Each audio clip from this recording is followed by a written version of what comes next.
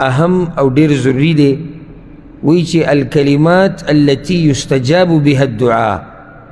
اغا کلمات اغا الفاظ چې د هغې په لوستلو سره یا د هغې په ویلو سره دعا قبلیږي اغا کم کلمات دي اغا کم الفاظ دي چې زه په دعا کې استعمال کم چې الله زما دعا قبوله کی او دا سوال زیم چې تقریبا د هر مسلمان په زړه کې وي او هر مسلمان تر دې چې ماشوم دا غواړي چې زه د الله نه څه غواړم هغه یې ماله راکړي دلته دا موضوع او دا خبره اوس بیانوي هغه الفاظ تا ته ښیي کم الفاظ چې یو بنده د الله استعمال کی د دعا په منځ کې نو د ده د دعا باذن الله الله یې قبلوي زه به همیشه تاسو ته دا خبره رایادومه په منځ کې دې کتاب کې به تاسو ته ډېرې داسې خبرې راشي چې دې ټایم کې دعا ښه قبلیږي د دې سړي دعا قبلیږي د دې سړي دعا ښه قبلیږي په دې الفاظو سره دعا ښه قبلیږي په دې ادب سره دعا قبلیږي نو دا یو مسله یاده کوي چې ستاسو ذهن کې کله چې حدیث کې راشي چې د دې سړي دعا ښه قبلیږي یا دې ټایم کې دعا ښه قبلیږي یا په دې الفاظو سره قبلیږي د هغې سره نور شرطونه هم دي لکه اوس یو سړی دی هغه د اذان او د اقامت په منځ کې دعا غواړي او اذان او اقامت منځ کې دعا دا قبلیږي یو سړی د اذان او د اقامت په منځ کې دعا غواړي او بیا هم نه قبلیږي خو سیچل به یې که راته نور شرطونه هم دي یوازې دا نه ده چې ته بس دقه یوه خبرې ته کښېنې چې بهی زه دا کوم زما دعا به قبولی شي نورې خبرې هم دي د هغې به هم خیال ساتي لکه دې داسې مثال دی اوس پیغمبر صلی الله علیه وسلم ډیرو حدیثونو کې اعمال خوري دي لکه مثال چا دا کار وکړو دی به جنت ته ځي داسې ویلي اوس دقه یو کار ته به نه پرېوځي چې دا کار به زه کوم زه به جنت ته ځم د ټولو نه بنیادي عقیده به دي د توحیدي نور اعمال به ورسره وي نو چې دا عمل کوم الله دې ورسره جنت ته بوځي دا مطلب یې بیا ته به صرف هغه یو حدیث ته نه ګورې چې پیغمبر صلی الله علیه وسلم وایي چې چا لکه مثال پیغمبر صلی الله علیه وسلم وایي چا چاله اوبه ورکړي دا غوره صدقه ده او دی جنت ته لاړ بس ته دغې ته ډډه ولګوه ته به جنت ته ځي هلته عقیده د توحید پکار ده مونځ پکار دی د مانځه نه بغیر کار نه کیږي زکات په تا باندې لازم دی حج د باندې لازم دی که طاقت دي نو صرف یو حدیث نه رالي چې هغې ته پروت اوس تاسو به واورئ ډېر حدیثونه چې د دې سړي دعا قبلیږي دې ټیم کې دعا قبلیږي په دې سره دعا قبلیږي ته به صرف دغه یو خبرې ته نه پرېوځي بلکې د دعا نور هم آداب او مسایل دي چې هغه په تا کې دننه وي نو ستا دعا بیا ښه قبلیږي یو سړی حرام خوري حرام اغوندي حرام استعمالوي او وایي ما خو د عرفات په میدان دعا وغوښته او پیغمبر وایي دلته دعا قبلیږي نو صحیح د پیغمبر خو ویلې ته دعا قبلیږي په دې کې شک نشته خو مرض خو په تا کې ته حرام ولې خورئ دې خبرو ته سوچ پکار دی زموږ د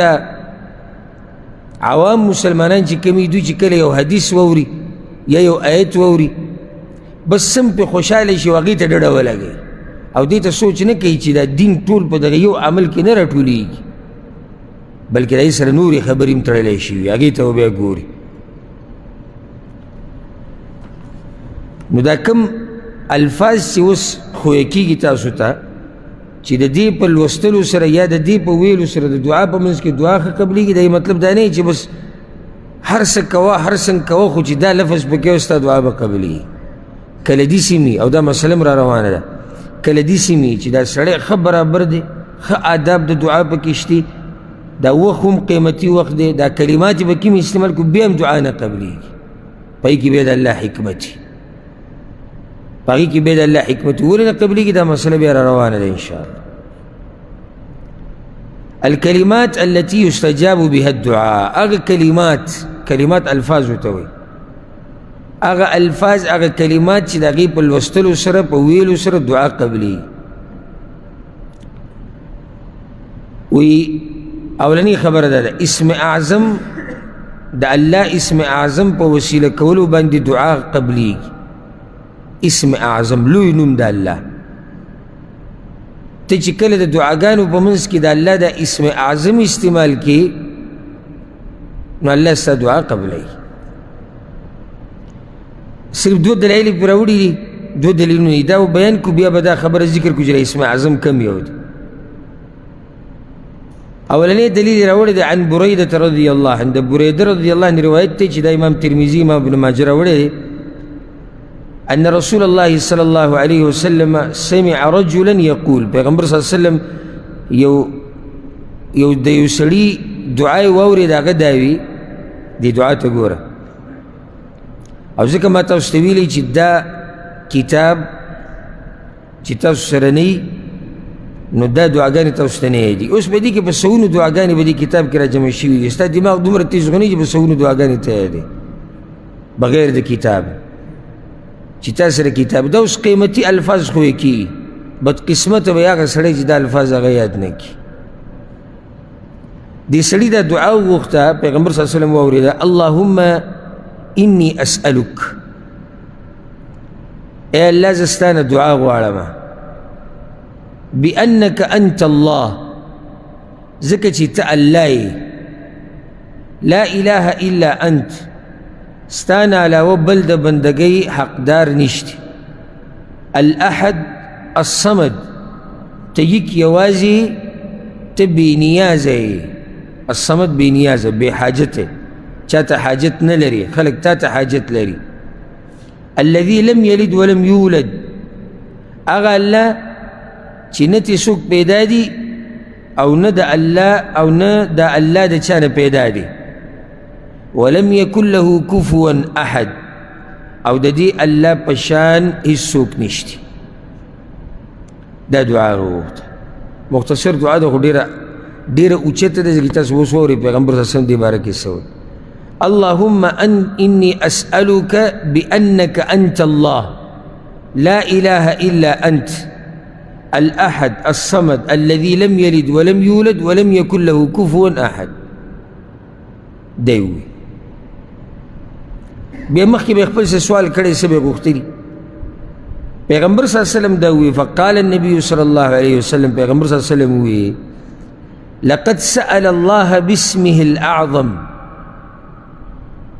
دی انسان په اسم اعظم سره د الله نه دعا وغوښته د الله اسم اعظم یاد کو دا پیغمبر وی الذي اذا سئل به اعطى واذا دعي به اجاب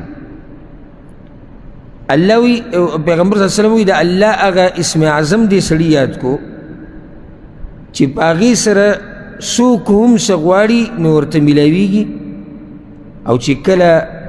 پاغی سره غوښتنه وکړی شي نو هغه قبلیږي اسم اعظم دا خاصیت دی چې اسم اعظم دی د الله یاد کو بیا چې د الله نه څه غواړي تاله یې درکوي او چې کومه دعا غواړي هغه قبلیږي دې سړي وي د الله اسم اعظم یاد کړی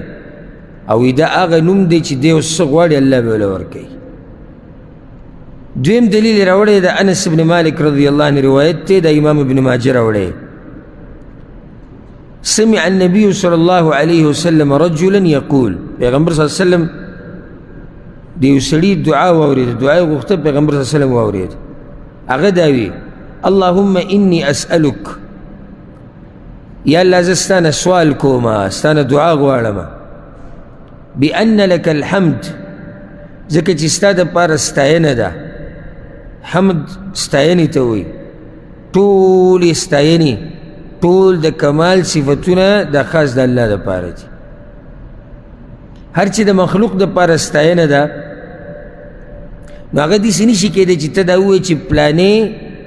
د ټولو اوچتو صفاتو خاوند دی دا نشي کېدی هر انسان کې څه نه څه کمې هغه شتي چې کمې پکې نشته نو هغه یو ذات دی الله سبحانه وتعالی هغه کې کمې نشته هغه کې نقصان نشته هر مخلوق کائنا من کان چې هر څوک دی او چې ستا په ذهن کې راځي غټ نه غټ مخلوق که ستا ذهن کې راځي په دې کې کمې شتي سوای د الله نه نو ځکه ټول د کمال صفتونه دا خاص الله لره دي ویا الله زه تا نه سوال کوم ځکه چې ستا دپاره ستاینه ده لا اله الا انت نشتي بې ستا نه د بندګۍ لایق یوازې ته حقداري د بندګۍ اله معبود ته وایي خو داسې نشي ویلی دا ترجمه به غلطه وي چې نشتی معبود مګر ته معبودان خو شتي مشرکان خو معبودان ټاکلي دي که نو داسې به وایي نشتی معبود په حق باندې مګر ته معبودان شتي خو په حق چې کوم دی او کوم چې د عبادت حقدار دی هغه الله سبحانه وتعالی وحدک لا شریک لک ته یو ذاتي نشتی تا سره شریک هیڅوک تا سره شریک نشتی لا شریک لک هیڅوک سره شریک نشتی د پیغمبر نه والا چې پیغمبران اوچت خلک دي ورسره ملائکه هم والا اولیاء الله علما نیکان مجاهدین رښتیني چې څومره خلک دی به ذهن کې راځي د مخلوق د یوې ذرې پورې په آخره کې په دې هر څه کې د الله سره هیڅوک شریک نشتی هیڅوک د الله سره شریک نشتی نه ولی نه نبی نه ګټه نه ونه نه بزرگان او نه پیریان او نه ملائک هیڅوک د الله سره د هغه په بچایي کې شریک نشتی لا شریک لک او ځکه ګوره مخکې څه ووي لا اله الا انت وحدک ته یې کې یوازې لا شریک لک دی به تاکید وکړو ته په خپله بچایي کې یا الله یوازې د عبادت حقدار یا الله ته یوازې لا شریک لک په دې کې تا سره څوک برخدار نشته المنان ته منان یې منان یعنی احسان کوونکی بدیع السماوات والارض ناشنا پیدا کوونکی د اسمانونو او د ځمکو یې بدیع بدیع هغه چا ته ویلی کېږي چې یو شی پیدا کړي ناشنا چې مخکې چا نه پیدا کړی نو الله ته بدیع السماوات والارض ولې ویلی کېږي ځکه چې د ځمکه او اسمانونه د الله نه مخکې چا نه دي پیدا کړي او ځکه ګوره بدعت ته بدعت ویلی کېږي ځکه چې دا ناشنا کار دی په دین کې څه اصل او بنیاد مخکې نشتی نو الله بدیع السماوات والارض دی ولې بدیع دی ځکه چې د ځمکه او اسمانونه اول پرې هغه پیدا کړي د هغه نه مخکې چا نه دي پیدا کړي او نه یې څوک پیدا کولی شي ذو الجلال والاکرام اوچت شان او عزت والی دې سړي د الله حمد وي ثنا وي د الله صفات بیان بیا به مخکې څه دعا غوښتلي فقال النبي صلی الله علیه وسلم نو پیغمبر صلی الله علیه وسلم دا خبر وکړه لقد سأل الله باسمه الاعظم دې سړي د الله نه سوال وکړو غوښتنه وکړه د الله په لوی نوم یادولو سره الذي اذا سئل به اعطى واذا دعي به اجاب هغه نوم چې کله په هغې سره د هغه الله نه سوال وکړی شي نو هغه یې ورکوي او کله چې دعا وغوښتلی شي نو قبلی یې دا دو دلایل په دې راوړي دي چې اسم اعظم په دعاګانو کې ډېر غواړه یادوئ اسم اعظم پکې یادوه الله به دله دعا قبلی دلته اهم سوال زړه ته راځي چې الله اسم اعظم کم یو دی زه به مختصر خبر وکړم او که څوک ډېر تفصیل غواړي نو ما د الله نومونه چې کله بیانول نو د هغې په اوله کې په اولني دوه درې درسونو کې دا خبره شوې ده ښه په تفصیل سره دا خبره واضح شوې ده ښه په دلایلو سره چې د الله اسم اعظم کم یو دی په دې کې د علماو لوی اختلاف راغلی دی چې د اسم اعظم د الله لوی نوم کم یو دی چې هغه څوک یاد کړي نو الله له هر څه ورکوي اختلاف د دې د لاسه راغلی دی ځکه چې هلته کوم روایت چې دې باره کې راغلي دي په هغې کې د الله ډېر نومونه ذکر شوي دي نو څوک وایي هغه به دا نومي څوک وایي هغه به دا وي څوک وایي هغه به دا وي بلکې بعضو علماو خو دا ویلي دي وي اسم اعظم د الله یو خاص نوم نه دی د الله ټول نومونه چې دی هغه لوی نومونه دي نو معنی دا شوه چې په دعا کې د الله نومونه ډېر یادوه الله دله دعاګانې قبلوي د بعضو علماو دا قول دی و اسم اعظم یو خاص نوم نه دی هر نوم چې ته د الله یادې نو هغه اعظم دی هغه لوی نوم دی د الله لوی دی نو نومونه یې لوی دي او اکثر علما وایي نه د الله ټول نومونه اوچت دي دا صحیح خبر ده خو یو نوم له الله بیا اوچت مقام ورکړی هغه کم یو دی بیا په هغې کې اقوال دي د علماو ډېر څوک وایي هغه دی المنان المنان ځکه چې د دویم روایت چې موږ ذکر کړو د امام ابن ماجه چې راوړی په دې کې هغه المنان نوم دی وایي دا المنان به او څوک وایي الرحمن او څوک وایي الحي القیوم او څوک نور ذکر کوي او بعض علما دې له ترجیح ورکوي دا تحقیق دی او زړه پې مطمئن کېږي الحمدلله چې د الله اسم اعظم لوی نوم چې هغه ته یاد کړي او الله ستا دعا قبلوي هغه نوم دی الله اسم الجلاله چې ورته ویلی کېږي ولې دا اسم اعظم دی نو د هغې یو دلیل دا دی چې د الله دا څومره نومونه چې ته ثابتې او دې نوم دا نوم به پکې یادی که یعنې ته وایې الله کریم دی الله رحیم دی نو اصل نوم چې د الله په ذات باندې دی هغه کوم نوم دی هغه الله دی دویمه ده چې دا څومره روایت راغلی دي دې باب کې هغې کې چې ته سوچ وکړې نو هر یو کې دا الله نوم راغلی لکه اوس دا اولنی روایت دی که الله نوم شته کتاب چا سره دی بأنك أنت الله بأنك أنت الله دې کې راغلی الله نوم او دا ته فایده ذکر کو په څومره روایتو کې چې د اسم اعظم تذکر راغلی په هغه ټولو روایتو کې سندن دا مضبوط روایت دی د دویم کې الله نوم کوم ځای کې دی بارک الله فیک اللهم اللهم معنی یعنی یا الله اے الله نو دلته هم شته اوس د الله نوم په دواړو روایتو کې موجود دی هلته الاحد الصمد دی دلته نشته دلته المنان بدیع السماوات والارض هلته نشته حالانکه پیغمبر صلی الله علیه وسلم دلته هم ویلي دلته هم ویلي دی سړي د الله لوی نوم یاد کو که نه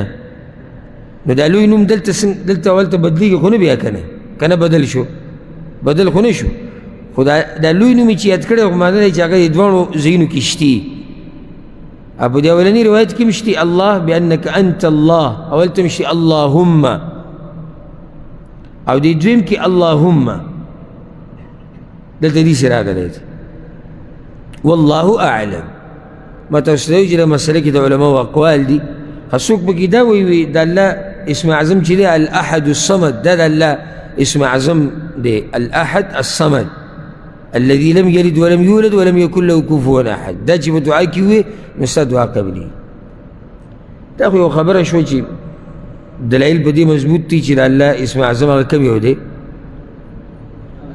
الله ښه او که چېرته ته دا ټول یاد کې ووایې دعاګانو منځ کې نو څه تاوان تا ته رسي څه نقصان تا ته رسي چې ته د الله نوم یاد کې المنان الاحد الصمد بدیع السماوات والارض ذو الجلال والاکرام او بیا دعاګانې غواړې نو څومره ښایسته دعاګانې به هغه چې په هغې کې د الله نومونه او صفات ذکر شي نو اولنۍ خبره چې د هغې په یادولو سره د دعا په منځ کې دعا قبلیږي هغه کومه خبره ده د الله اسم اعظم دا الله ته وسیله کول په دې سره دعاګانې قبلیږي دویمه خبره یې ذکر کړې ده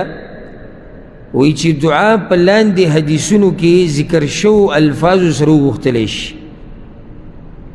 لاندې یو څو حدیثونه یې راوړي دي وایي دې حدیثونو کې چې کوم الفاظ دي که دا د دعا کې ذکر کړو الله دله دعا قبلوي اوس دا کوم الفاظ دي نو دلته څلور روایت راوړي دي هغو ګوته کې دي اولنی روایت دی د سعد رضی الله عنه پیغمبر صلی الله علیه وسلم یو دا روایت امام حاکم راوړی دی او سندن الحمدلله ښه صحیح روایت دی امام ترمذي هم راوړی پیغمبر صلی الله علیه وسلم وی دعوة ذی النون اذ دعا ربه وهو في بطن الحوت وی دعا د یونس علیه السلام یونس علیه السلام ته ذی النون ویل کېږي او النون په عربي کې څه ته وایي مهی ته وایي نو دعا د مهی والا یعنی یونس علیه السلام چې کله هغه د مهي په خېټه کې پروت او دغه دعا یې غوښتلې وه هغې کې څه پیغمبر صلی الله علیه وسلم وایي لا اله الا انت سبحانک انی کنت من الظالمین دا هغه غوښتلې وه که نه دا دعا یې غوښتلې وه دا ذکر یې کړی لا اله الا انت نشتی د عبادت حقدار مگر ته یا الله سبحانک ته پاک د هر عیب او نقصان الله